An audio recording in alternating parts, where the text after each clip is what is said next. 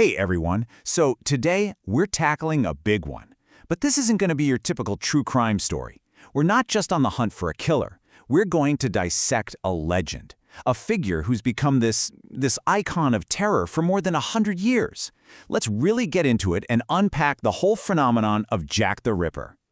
And that really is the big question, isn't it? I mean, why are we still talking about a killer from 130 years ago? Think about it. So many others have just faded into history. Why is this one still a household name? Well, the answer, as we're going to see, has less to do with the actual crimes and everything to do with the story that got built around them. All right, so to really get this, we've got to go back to where it all began, in 19th century London. This is where the myth was forged. Okay, so picture this. We're in London's East End, the year is 1888, and this place, Whitechapel, it's just chaos. We're talking desperate poverty, super crowded alleyways, almost no sanitation. It was, the perfect storm waiting to happen. The environment itself was a tinderbox, and you had this new kind of sensationalist press just itching for a story, ready to pour gasoline on the first spark. And, well, that spark definitely came. Let's get right into the hard facts. What actually happened during that one terrible autumn? So here's something you might not know. The police at the time were looking at a whole series of murders in the area, maybe as many as 11. But history, and especially the legend, has zeroed in on 5 specific women. These are the canonical 5, as they're called. The ones everyone agrees were almost certainly the work of one person. And the pace of it all was just terrifying. It kicked off on August 31st with Mary Ann Nichols. Just a week later, Annie Chapman. Then, get this, on September 30th, he strikes twice in one night, Elizabeth Stride and Catherine Eddowes.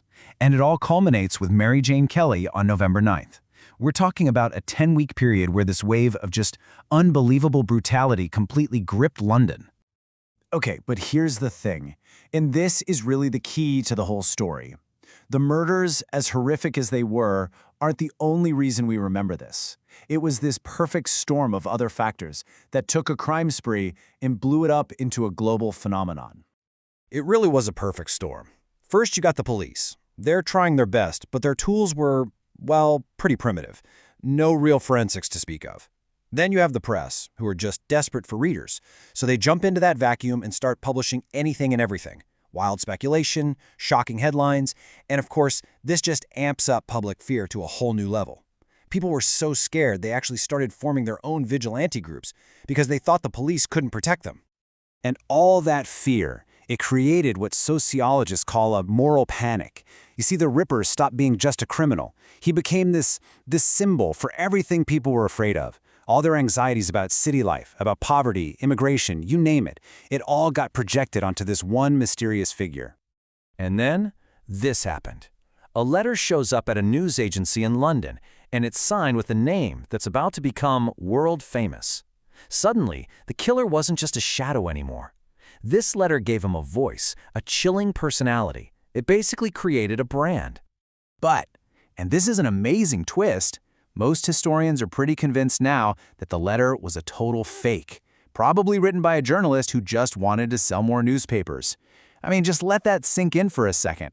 The media didn't just report on the story, they literally invented the most famous part of it, the name Jack the Ripper. And you know what? The effects of that media frenzy are absolutely still with us today. The way this whole story was handled basically created the blueprint for our modern obsession with true crime. Yeah, you can draw a perfectly straight line from 1888 to right now. The limited forensics they had back then, that's evolved into all these controversial DNA claims we hear about today. That sensationalist press, they're the great-grandparents of our true crime podcasts and Netflix docs. And the killer himself, he became this cultural symbol that we're still trying to figure out. Okay, so with a story this old, a lot of myths pop up. Let's do a little myth-busting, shall we? First off, we know who he was. Nope, not true. There are hundreds of suspects, but zero consensus. Second, the canonical 5 were definitely all his victims. Well, it's a really strong theory, but at the end of the day, it's still a theory. And the big one you hear a lot, DNA has solved the case. Absolutely not. That's probably the biggest myth of all. And that whole DNA thing is so important. When people say they've solved it using DNA from some old shawl or letter, those claims almost never hold up to real scientific scrutiny. The evidence is just too old, too contaminated. It's a huge cautionary tale, really, about trying to apply brand new science to really, really old evidence.